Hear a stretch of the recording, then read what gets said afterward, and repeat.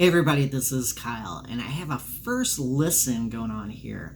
I'm going to check out the band BTS, and this is a live version of the song Boy With Luv. On Google, I put in BTS biggest song. There were many to choose from. This happened to be the first on the list presented to me. Maybe it was alphabetical. And so I looked up a live version. So this is Halsey and BTS performing the song Boy With Luv. Now, something special about this video before we get to the music here is right now it is July 22, and if I hadn't looked up the date before getting ready for this video, I'd have no idea because I'm a teacher on summer break. If it's June or July, don't ask me what the date is because I don't even really know what day of the week it is, to be honest. But next week, I am going to be in Florida. And if you live in the Naples, Florida area of the States, I will be performing music twice, hopefully. I have one date for sure. One is at a place where, hey, show up, we'll figure something out. So it's a TBA, forget which one it is. Also, if you like how I break down a song and things like that, check out my original music. I'm going to have some things on the screen so you can find it. And also, if you like what I do on this channel, please consider supporting me on Patreon because that goes a long way. And patrons get a lot of exclusives that no one else seems to get. So if you like original music and things like that, make sure you check that out. There's a link in the description of this video so you can check it out. So let's get to BTS and Halsey.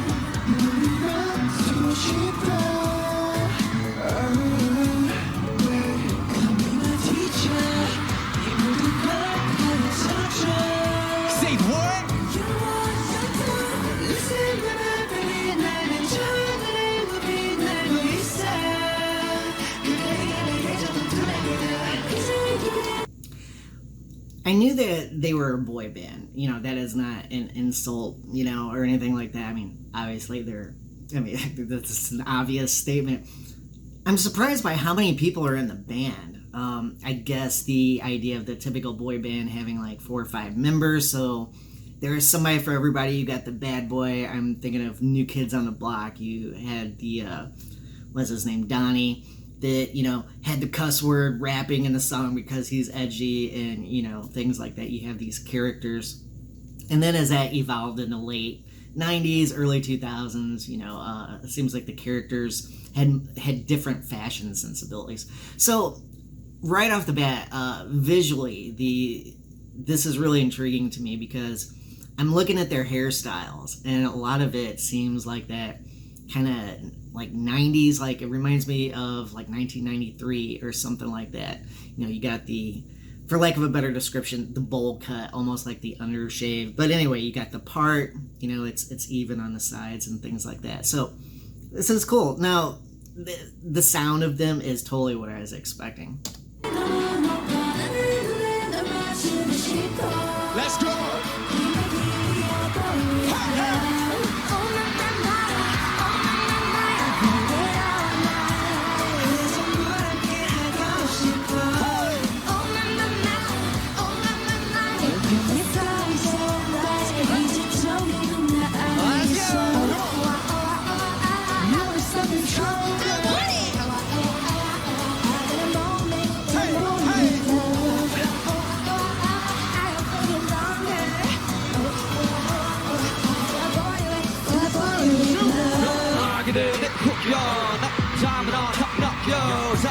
사수받지 않게 만들어버린 너라는 하나부터 열까지 모든 게 특별하지 너의 관심사 걸음걸이만 두어 사소한 작은 습관들까지 참 많았지 너무 작던 내가 영웅이 된 거라고 난 말하지 운명 따위 처음부터 내게 아니었다고 세계의 평화 연애 앞에서 그저 지킬 거야 널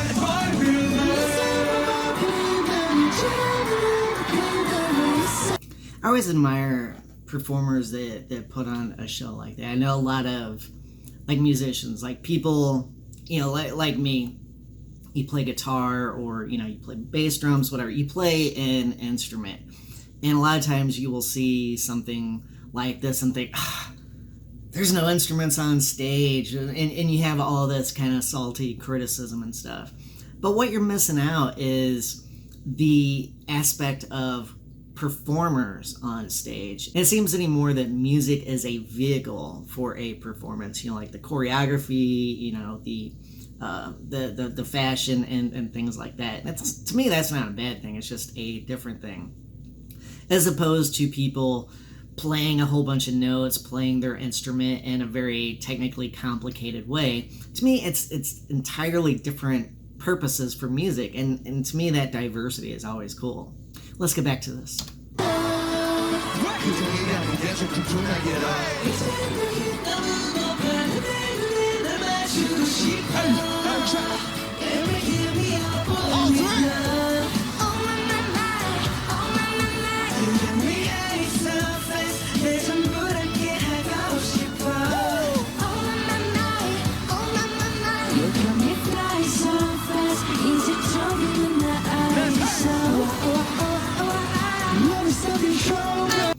Something about songwriting is, as I'm listening to this for the first time, trying to figure out like vocal hooks, and a hook as opposed to a chorus is what you want people to sing along with.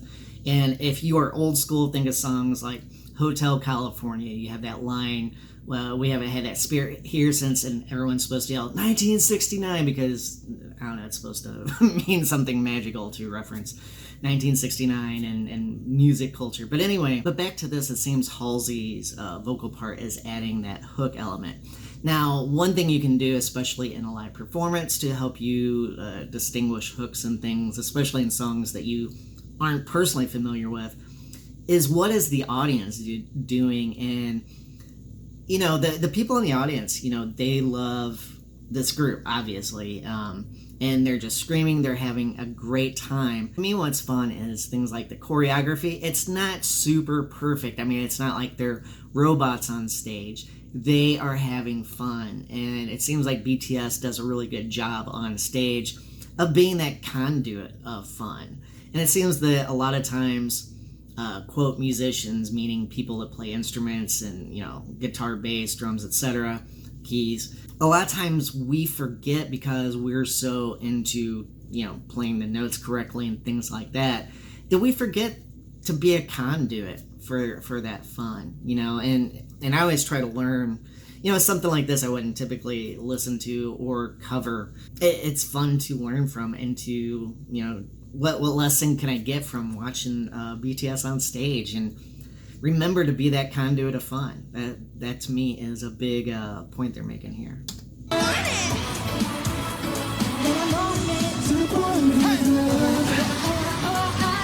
See the person in the audience sing along with Halsey's part. Hopefully I'm getting that right. So.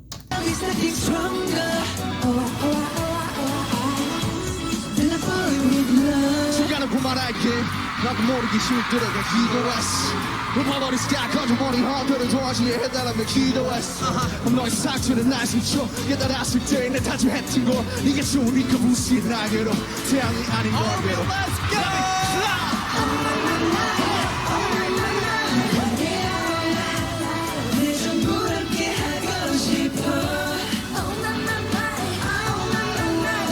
Again, people are singing along with that Halsey part. There's your hook.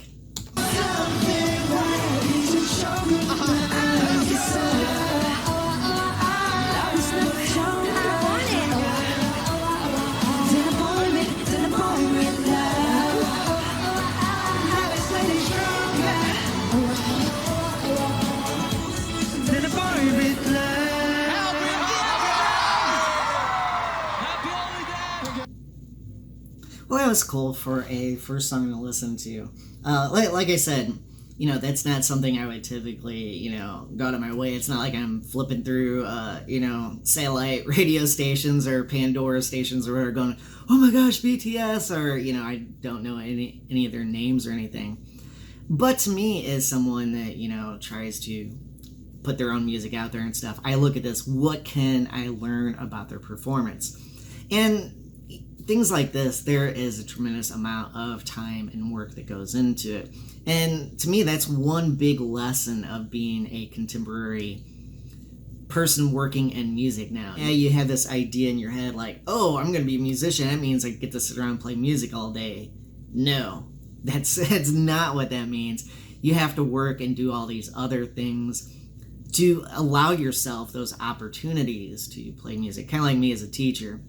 You think, oh, I just get to teach and, enrich students' minds all day. No, you have meetings, you got paperwork, you got lesson plans, you have data to analyze, and things that are not what you think it is. And that goes for so many other jobs too. But if you are not a musician, don't forget, just like all these other jobs, there's a lot of other things that go into it. And that is part, to me, of the admiration of people. Now, is this something I kind of like? Well, it's not really something that really held my attention, to be honest. But that's just me personally. I mean, BTS right now is one of the biggest bands in the world. And good for them. That is awesome.